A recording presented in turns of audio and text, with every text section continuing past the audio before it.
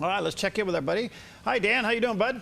Doing very good, my friend. Always a thrill to speak to you. All right, good to see you. I'm glad you're feeling better. By the way, you can go to assistnews.net and Dan, sign up there. It's a free subscription, and he'll send you emails from all over the world about what's happening with the church out there. And again, assistnews.net. It's a faith-based organization. If you feel led, please support them. Hey, quite the story coming out of what's happening over there in Upper Egypt with a Coptic surgeon. What happened?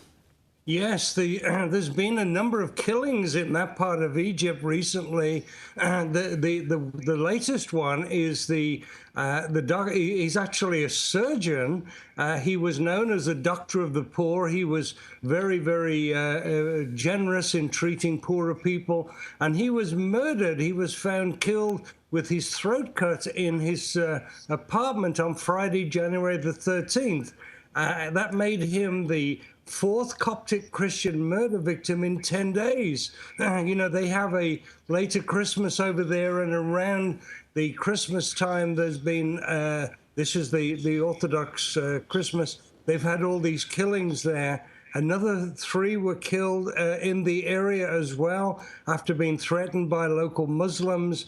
It's a very dangerous thing at the moment to be a Christian in Egypt. You know, the Copts are the indigenous Christians of the country, and they are quite a sizable population. But in recent years, they've had their churches burned down, and they've had many, many killings. These 4 are just the latest of some awful things that have been going on there. Wow, what a story. And again, we need to be in prayer for our Coptic brothers and sisters who are living in those kind of conditions. But there's another interesting story about a Sunni Muslim that was going to go and do some bad things, and what happened? Yeah, this is an encouraging story in Uganda, Perry. A Sunni Muslim sheikh, he was only 24, but he was trained in Islamic proselytization, and he was from a part of Uganda, eastern Uganda, where there's a large Muslim population. And he was selected to go and kill a Ugandan bishop. And he was a bit like Saul of Tarsus, persecuting the early church. And he was in a town called Amura, which is about 170 miles northwest of Kampala. And the bishop there, George Edouard of the Pentecostal Upright Church, was preaching. And this man sort of settled in, and he sat there quietly with a congregation of about 200 people. But then he started to listen to the sermon. It was about the power of the gospel, and he began to be convicted of sin. And all of a sudden, he just felt a tingling going through his body. And then he stood up from his place in the church, walked forward, and suddenly announced to the congregation, "I was sent to come and attack, to kill you and destroy the church." And tears began to roll down his face.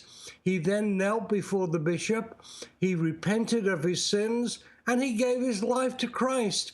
And he's been born again. What an amazing story, from Saul of Tarsus to Paul. Whoa, what a story. Now, these are stories you also have posted there at Assist News, right?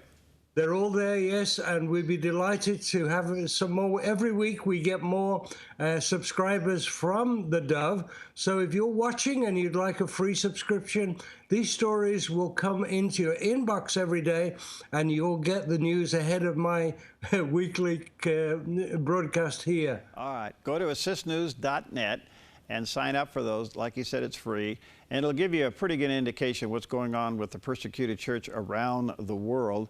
And Dan Wooding is a faith-based organization. If you feel led, please support him. Thank you, brother. Good to see you, man.